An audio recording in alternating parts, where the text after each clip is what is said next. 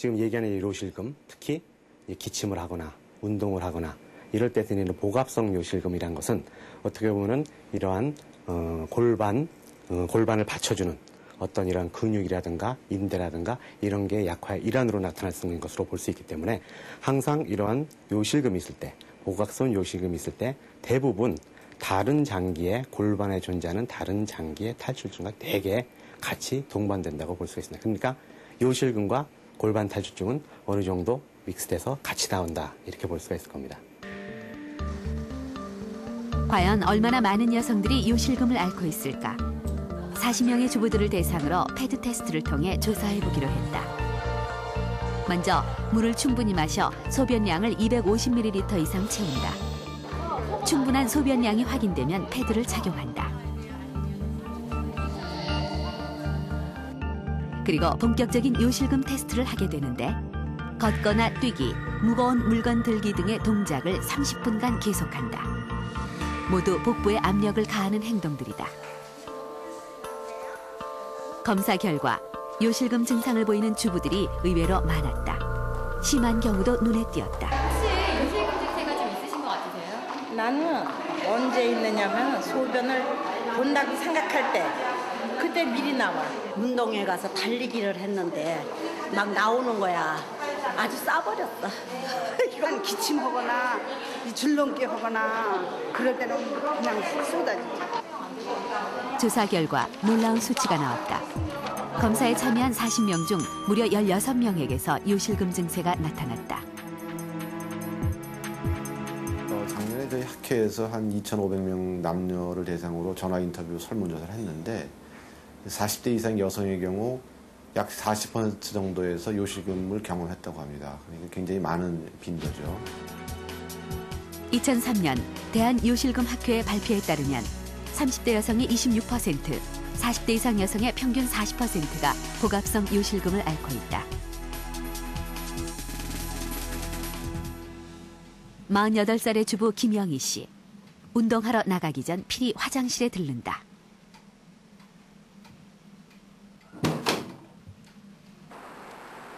집 밖을 나선 지 얼마 되지 않았는데도 영희 씨는 또 공원 화장실을 찾는다. 벌써 15년째 이런 증상이 계속돼 왔다.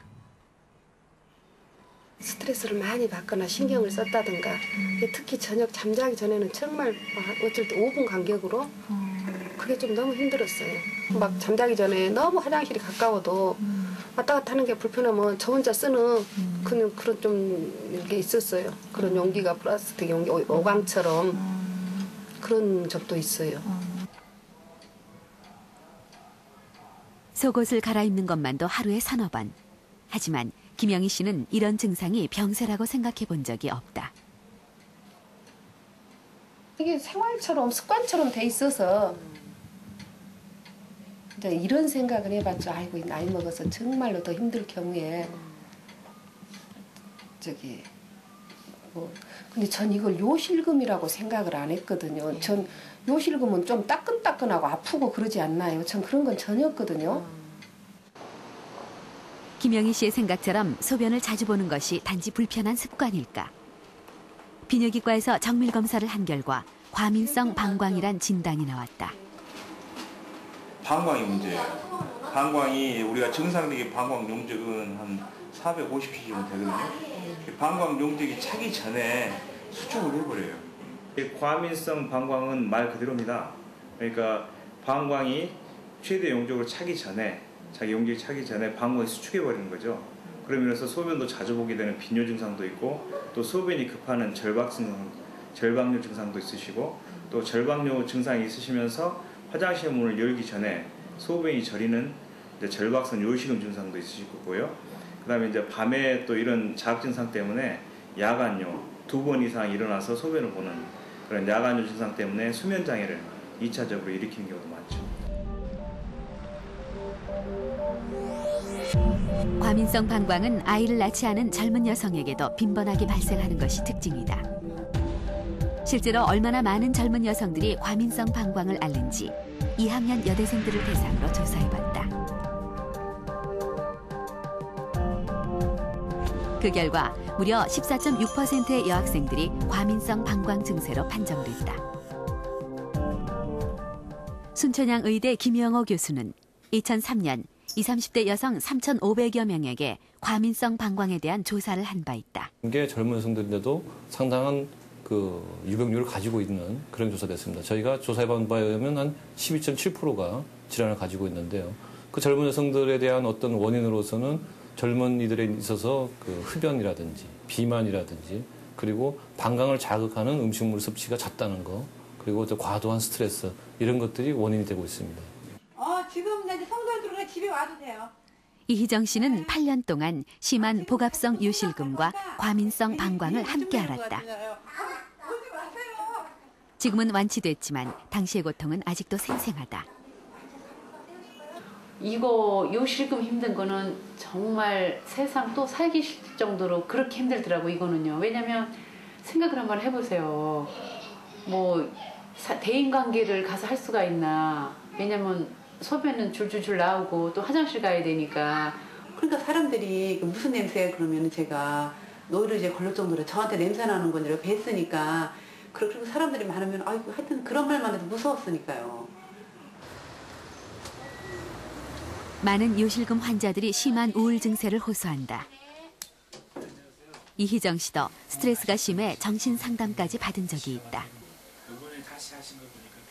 처음에 오셨을 때는 하루에 한 20번 정도를 소변을 보시고요. 그다음에 밤에만도 한 3번 내지 4번을 소변을 보는 전형적인 과민성 방광 환자였습니다. 그래서 이런 것들이 아마 환자의 삶에 굉장히 영향을 많이 끼친 것 같아서요.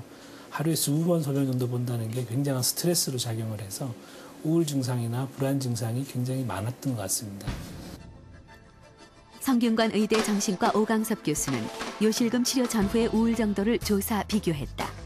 그 결과 요실금이 치료되면 우울 증세도 함께 좋아지는 것을 알 수 있었다.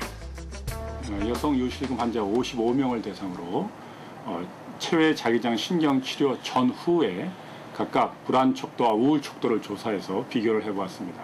그 결과 치료 전에도 중등도 이상의 불안과 우울 상태를 경험하고 있었는데 4주에서 12주 체외 자기장 신경 치료 후에 이들의 불안과 우울 점수가 약 2분의 1 정도 이상으로 감소하는 그런 치료 효과를 보였습니다.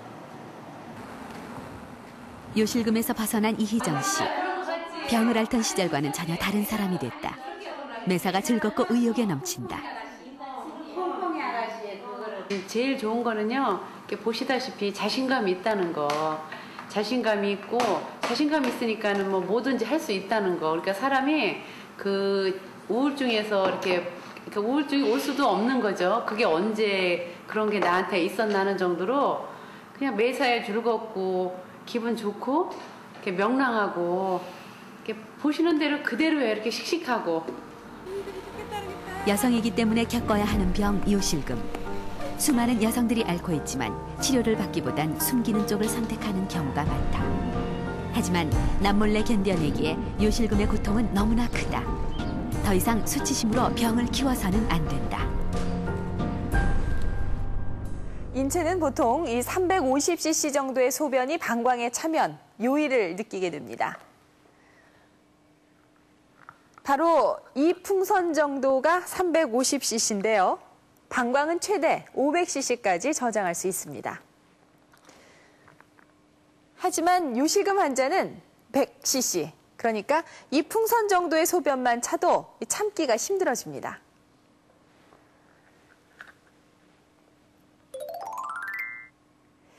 이것은 요실금 자가 진단표입니다. 총 6가지인데요. 이 중 1가지 이상만 해당이 돼도 요실금이라고 볼 수가 있습니다. 먼저 하루에 8번 이상 소변을 본다. 밤에 잠을 자다가 소변이 마려워서 2번 이상 일어난다. 소변을 참지 못해서 속옷을 적신 적이 있다. 갑자기 소변이 마려운 경우가 잦다거나 또 지나치게 자주 화장실을 가게 돼서 일에 방해를 받는다. 끝으로 크게 웃거나 재채기를 할 때 혹은 줄넘기 같은 뛰기 운동 시에 소변이 나온 적이 있다. 이런 증상이 있으신 분들은 즉시 비뇨기과를 찾아서 상담을 받는 것이 좋습니다.